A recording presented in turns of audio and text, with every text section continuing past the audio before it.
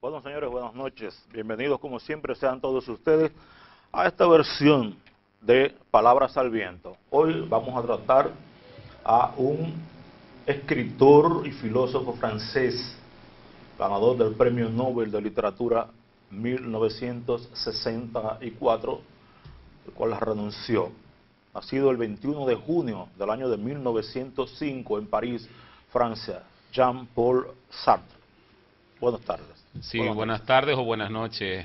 Estamos tan acostumbrados ya a la tarde que... Bueno, como decía usted, Omar, Jean-Paul Sartre, la vez que conversamos sobre Simone de Beauvoir, decíamos precisamente que debimos tratar primero a Jean-Paul Sartre, porque la figura de Sartre en Francia en el siglo XX cubrió todo el siglo XX como quizás y sin quizás el intelectual más importante de Francia. ¿Y por qué la importancia de Sartre en la vida intelectual francesa? Por una razón sencilla, porque Sartre siempre estuvo del lado de las causas, de las mejores causas. No se alió nunca al poder, una demostración de que nunca se alió al poder ni le interesó fue que en los años 50, en la guerra entre Argelia y Francia, él se fue del lado de los argelinos. Incluso hubo una manifestación de veteranos de guerra que marcharon por los Campos Elíseos pidiendo la cabeza de Jean-Paul Sartre. Y él escapó, ellos lo encontraron y él sufrió 2 atentados. O sea, defendiendo a Argelia contra su propio país, que era como lo veían los franceses. Pero es que un hombre que está del lado de la verdad no tiene nacionalidad. La nacionalidad de un hombre de la estatura intelectual de Jean-Paul Sartre está del lado de la verdad más que de la tierra que lo vio nacer. Oscar. Pues sí, buenas tardes o buenas noches y también con gusto de hablar de un existencialista puro como Jean-Paul Sartre. Es verdad, él se ubicó en la izquierda, en el existencialismo, por supuesto, en el existencialismo ateo, para más señas, en la izquierda. Y bueno, como existencialista, pues se debe a su existencia, no se debe a ningún poder. Y es verdad que se puso del lado siempre de las causas, de las causas que él pensó justas. Precisamente por eso tampoco se afilió al Partido Comunista, salvo unos meses los justos para darse cuenta que él debía permanecer independiente dentro de su ideología de izquierdas, por supuesto, porque había que contestar un poco los excesos del estalinismo, de las invasiones a Hungría, Checoslovaquia, había que contestar. Pero es verdad que siempre se mantuvo a la izquierda, siempre se mantuvo al lado de las causas justas y argumentó, no era porque sí. Eso caló hondo. Si de patriotismo hablamos, él luchó en la Segunda Guerra Mundial, estuvo en la resistencia y luchó. Él cayó preso con los alemanes, estuvo bastante tiempo, yo creo que un año o año y pico, que hizo incluso representaciones y no dejó nunca de escribir. O sea que fue un hombre comprometido. No es casualidad que a su entierro en Montparnasse asistieran en el año 80 20.000 personas. Entonces es verdad que toda la juventud estuvo apoyando mucho el asunto del Mayo francés, del Mayo del 68. Es decir, han sido muchas y sobre todo yo creo que el pueblo francés agradece su intelectualidad, agradece que apareciera en conversaciones, en charlas. Hay fotos por ahí interesantísimas que se le ve con el Che Guevara y con Simone de Beauvoir, o sea, un hombre comprometido y no ningún loco viejo como se dice aquí. Era un tipo leído, un tipo que sabía, un tipo que podía argumentar todo lo que decía, y eso yo creo que el pueblo francés siempre lo agradeció, tener un intelectual de su talla, al margen de que se posicionen en la izquierda, en la derecha, en el ateísmo, en el cristianismo, porque como después podemos analizar, el existencialismo hay 3 vertientes, hay una atea, que es la de él, hay otra cristiana y hay otra agnóstica. Pero siempre se reconoce la cultura y siempre se reconoce la gente de valor, y yo pienso que en este caso es un icono en la figura francesa, y yo creo que en la figura de la literatura y de la filosofía mundial de todo el siglo XX. Muy bien, sí, claro. Precisamente, muchas gracias, Omar. Siempre se me olvida el objeto. No.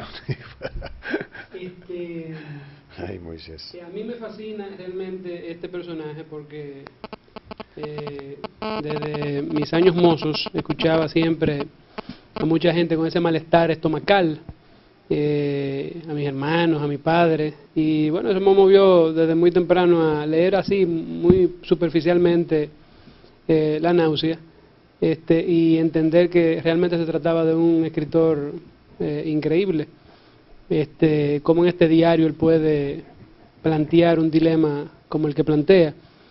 Pero no solamente eso me cautivó, sino la misma vida de Sartre después que lo fui conociendo.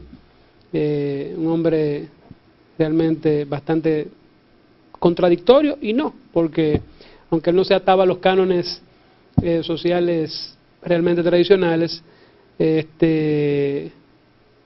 por un lado, por otro lado, trataba de seguir ciertos patrones sociales, bueno, normales. Un hombre que bebía mucho, que fumaba su pipa constantemente y que tenía relaciones amorosas bastante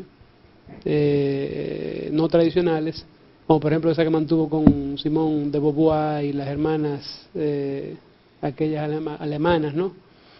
En fin, es un personaje que realmente me llama mucho la atención, no solamente por su obra y por lo que plasmó como escritor y como filósofo, sino también por su propia personalidad, un tipo que se atreve a negarse a recibir el premio Nobel y decir que no, porque eso lo desvirtúa como filósofo. Tiene que ser una persona realmente bastante interesante. Omar.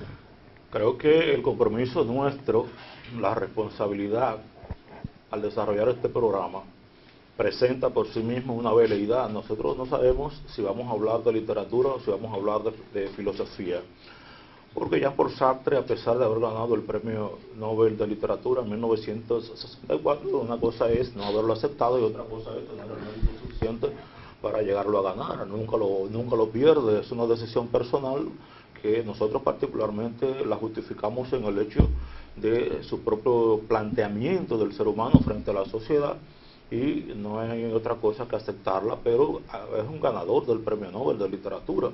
Una cosa es que se lo quiten el premio Nobel, ¿verdad? Y otra cosa es que él renuncie. A pesar de haber ganado el premio Nobel de Literatura, yo creo que la obra más relevante de Jean-Paul Sartre es la obra filosófica.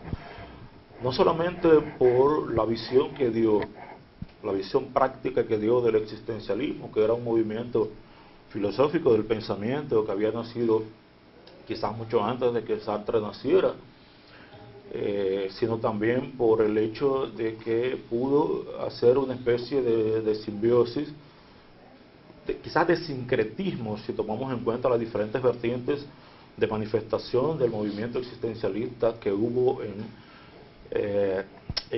Henri Bergson, que fue quien realmente le abrió el camino para la filosofía, para el conocimiento pleno del movimiento filosófico más importante de la época, que era el existencialismo, sino también que lo ayudó a conocer la filosofía existencialista religiosa de Søren Kierkegaard, lo ayudó a conocer el concepto de la angustia como justificación del pensamiento del ser humano, y lo ayudó a conocer a Martin Heidegger, quien conjuntamente con el conocimiento del marxismo fueron determinantes en la década de los años 50. A pesar de que él había conocido el marxismo en el año de 1935, leyendo obras importantes de ese pensamiento político y económico del mundo, sin embargo, él mismo confiesa que no llegó a comprenderlo en el año de 1935, porque apenas tenía 30 años de edad y no había creado su fisonomía que luego lo definiría como uno de los más grandes pensadores de Francia de todos los tiempos, conjuntamente con nombres tan importantes como el caso de René Descartes. Sino que fue en el año de 1952, a la par de haber conocido a Martin Heidegger, que conoció verdaderamente el marxismo y que se comprometió con la causa marxista.